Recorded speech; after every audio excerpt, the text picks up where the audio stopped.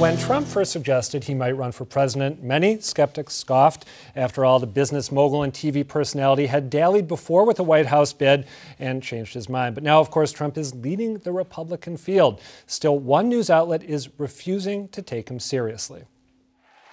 It's been 1 month since the Huffington Post said it would cover Donald Trump's presidential campaign not as politics, but as entertainment, explaining Trump's campaign is a sideshow. We won't take the bait.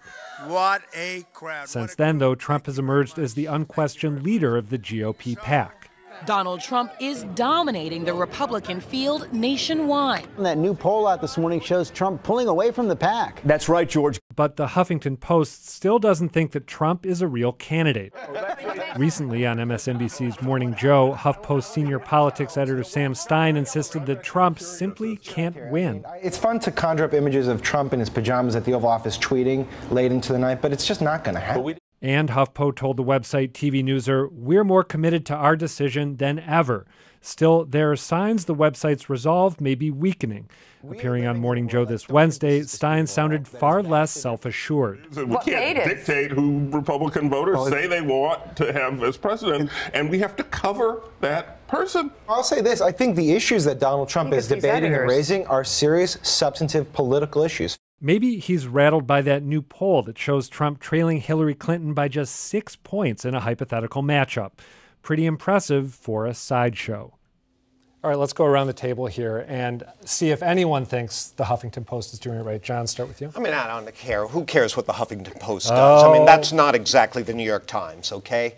Influential, though, with a lot of liberal or left-leaning readers, right? Well, they're still covering him, just in a different part of the website. I doubt that the people who access it make much of a distinction. I think the broader issue here is when will the media start providing us with some substantive coverage of, for instance, Mr. Trump's business background, which by all accounts has left a trail of corpses and bankruptcies in its wake. I think that would be interesting to the working people of America to learn more about. I think it doesn't matter because at this point, the Huffington Post, as an electronic digital media outlet, people are coming to their stories every which way. So where they label them, where they are nested on a website is almost immaterial since people are finding those stories in every different way. They can choose to cover him however they want. A lot of sites cover him as a joke. A lot of sites cover him as some serious candidate. That's an editorial decision that's perfectly fine for them. And as you know, I think we're talking about this, so obviously it's worked out well for HuffPost. The PR stunt has worked, yeah. Dan. Yeah, the Huffington Post has gotten a lot of attention for this. It's not actually true. Trump today is on the front page of the Huffington Post. He's on the politics section. Well, what they claim, hold on. Let me make my point. All right. I wrote something about Trump for the Huffington Post this week for their media section. They put it right on the front page of the media section. I'd like to think it was a fairly serious piece. They're getting a lot of attention for this, and I don't think it's actually true. In terms of the truth, they claim that they will cover him as politics when he raises a political issue. It's this sort of distinction without a difference. I think they're trying to weasel out. But Kelly, go ahead.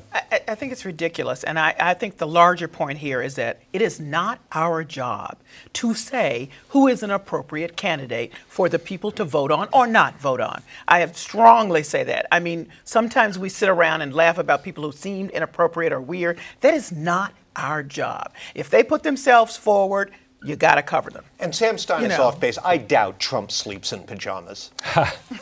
Don't know, also, but let's not debate what he sleeps. Especially, Kelly, if they're leading in the polls. Right? Well, I mean, that's a whole other issue. But I just want to start at the baseline, which is it's not our job, whether leading in the polls or not, to determine who the people will vote on or not.